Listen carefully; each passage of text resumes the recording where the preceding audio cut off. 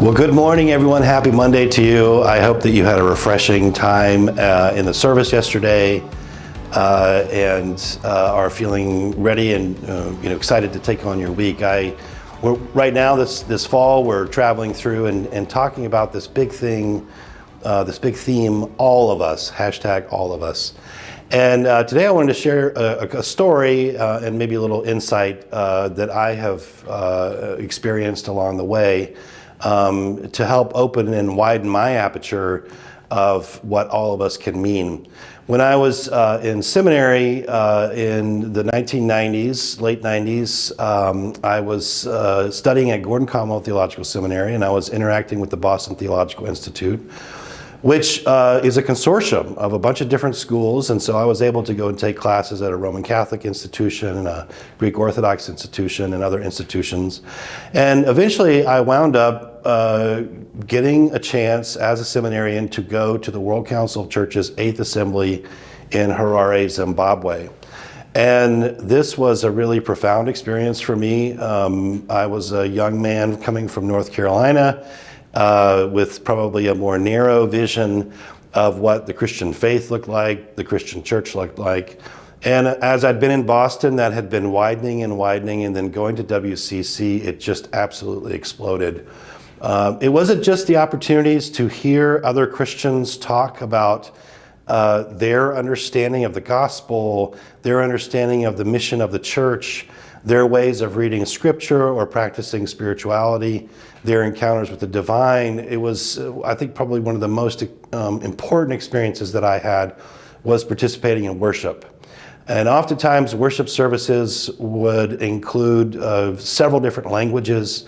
There would be a typical structure where you might have opening prayers, and you would have songs, and you would have sermons, but they would switch up the language. Sometimes you might have a prayer in Korean, or perhaps the sermon was delivered in German, or maybe you sang songs in English or Swahili or whatever the case may be, Urdu.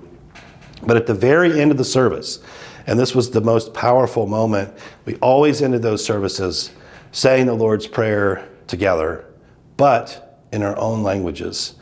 And it was just one of the most moving experiences that I've ever had as a Christian in worship, because I knew that I was linked to so many other people, and yet my own individuality, my own sense of self and place retained its integrity because I was able to say this precious prayer in my language.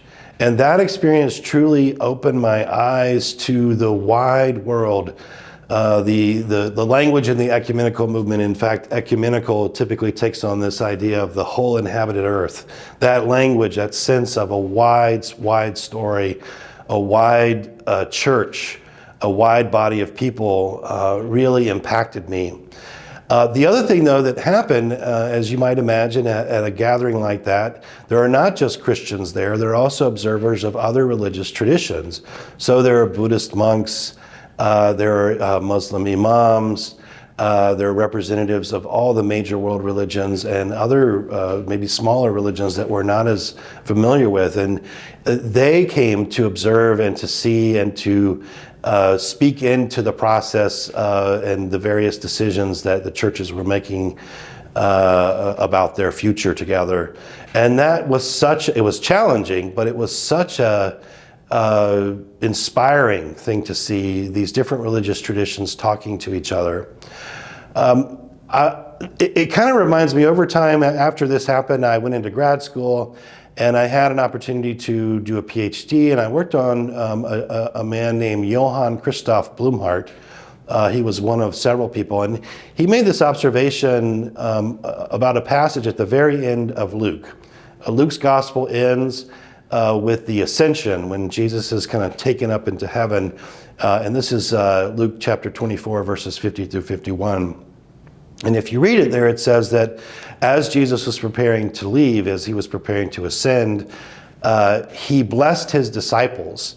And it was while he was blessing his disciples that he slowly but surely is raised up off the earth and ascends.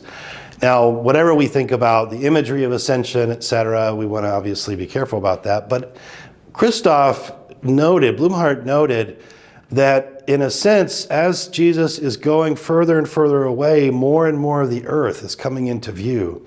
And so the blessing that Jesus is giving to his disciples is not just meant for his disciples, but it's meant for all, because it covers the whole of the earth.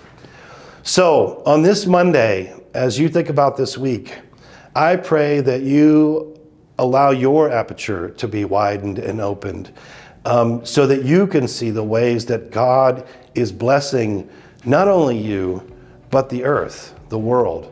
What are some ways that God is reaching into your life through people who maybe don't share the same religious convictions that you share?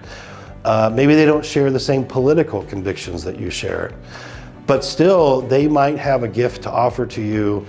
And they might also be receptive to your gifts. So as you prepare to move into this week, I pray that you are blessed and that you know and sense God's presence and love for you and for the whole inhabited earth. Blessings, friends.